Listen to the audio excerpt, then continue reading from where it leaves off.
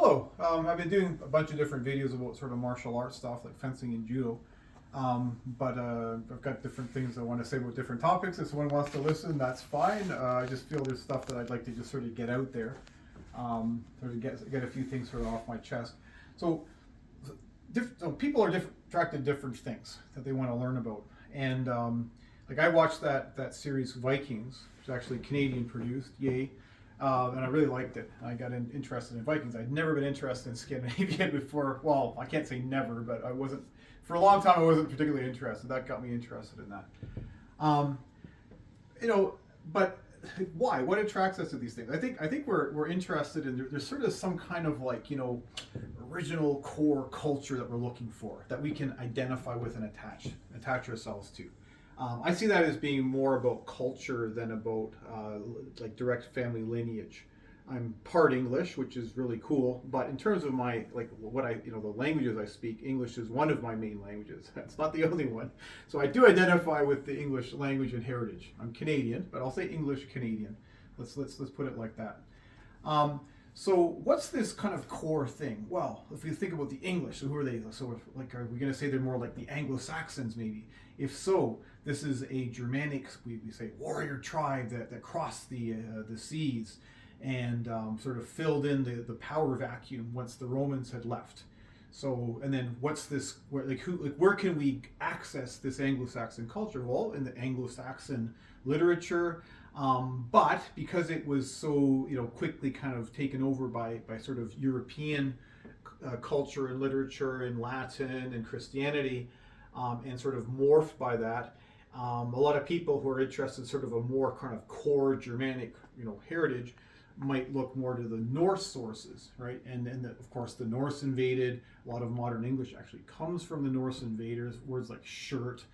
I think the word stab and gang, things like this. All these lovely words come from the Vikings. So what is one to study who's interested in this stuff and who's after this kind of like this sort of ancient core culture that they want to identify with? So you have these. You could study Anglo-Saxon literature itself and learn the language, which isn't very hard because it really is English. You could learn Norse, which is not too different actually from English, and it's people seem to have a lot of success with that. And that's where they preserve, like, or I mean, it's more than just preserve. They're very creative with it too, but they have a lot of that real all the stuff like Odin and Thor and the Valkyries and all this is really cool. Um, but the other one I think people always aren't maybe sort of thinking as much about these days is the Greco-Roman heritage. And actually, that's what I did my master's degree in was Greco-Roman studies. We used to call it classics, but everyone thought that was music. So now, so classical music. So now we call it Greco-Roman studies. And the thing is, if you think about sort of English heritage, you think about the Anglo-Saxons. Well, especially if you look at there's this excellent video game, Assassin's Creed Valhalla. And if you go and look at how they've rebuilt the cities, and I think in many cases they've done, supposedly it's quite accurate. I mean, they were surrounded by Roman ruins.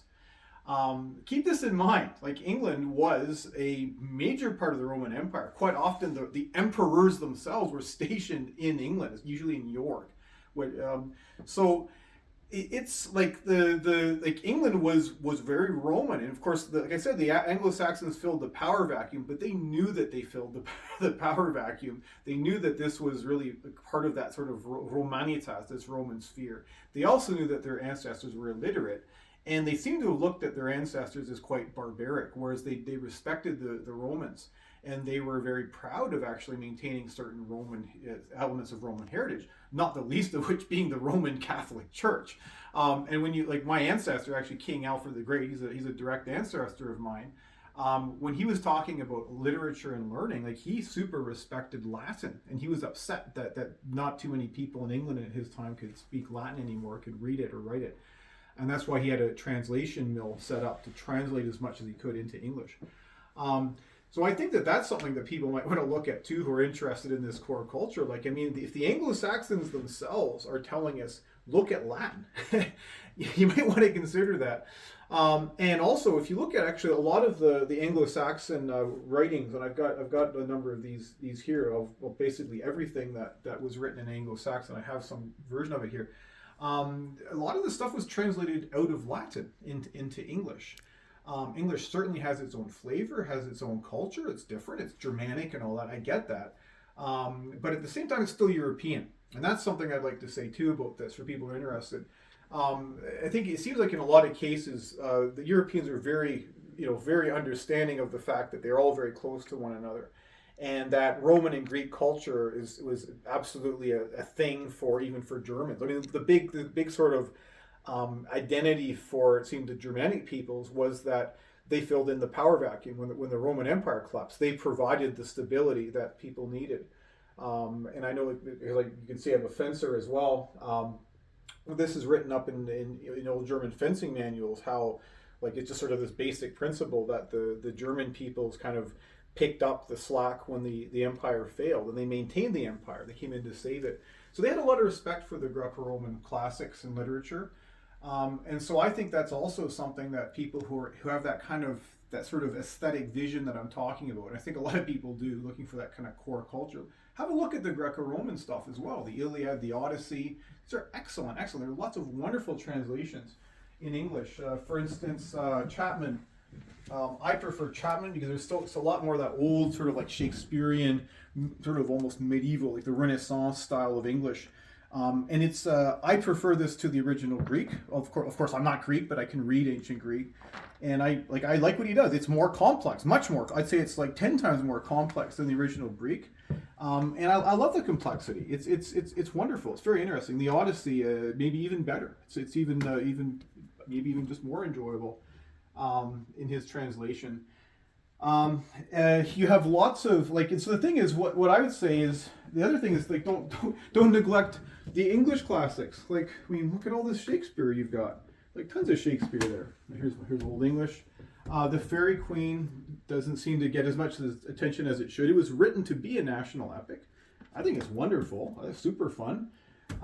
Chaucer, even though Beowulf was kind of forgotten about for a long time, Chaucer wasn't. Chaucer was always in print, always read, ever since he wrote this stuff in the middle of the 1300s. It's like the first, big English classic written in English. This is just the Canterbury Tales. He wrote many other things. It's excellent. It's super fun. It's not hard to learn to read this stuff. It's very, very similar to modern English. They even have words like pill in here, like a pill. I didn't know they took pills in the Middle Ages. There's other stuff that survives, like King Arthur's Death, a wonderful alliterative poem in the style, same kind of style as Beowulf. Same with this, Sir Gawain the Grey Knight. Don't forget your Beowulf, right? I personally see some Latin influence on this, but that's of course very debatable because it's very, of course, English in style, like Anglo-Saxon poetry. But I see a lot of influence, I think, from the Aeneid and other, because it's written with Latin letters after all. And I think any translation of this stuff is excellent. This is a very nice one as well. It doesn't seem like anyone can do a bad job. And there's like a history of the kings of Norway, which is great as well, by Snorri Sturluson. That's not English. But yeah, so I think that's also something that people shouldn't forget about. Like, the English language does have a lot of old stuff that's super good. Like, for instance, Paradise Lost by John Milton. It's a tried and maybe it's like an overly told story, kind of, in a sense, the core, Adam and Eve and the snake and all that.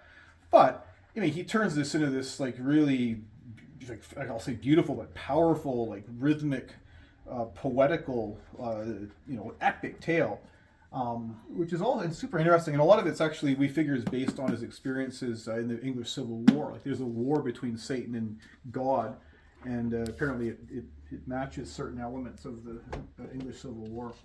So yeah, don't forget Lord of the Rings too for more recent stuff. But I think that there's a lot of stuff actually in English. So in response to the question, should it be Norse studies or Anglo-Saxon studies or Greco-Roman studies? Well, everything's great, but also let's not forget literally the English studies. So anyway, they're just my 2 cents on some sort of random thought about what sort of things people might be interested in studying. And for me, all of them are good.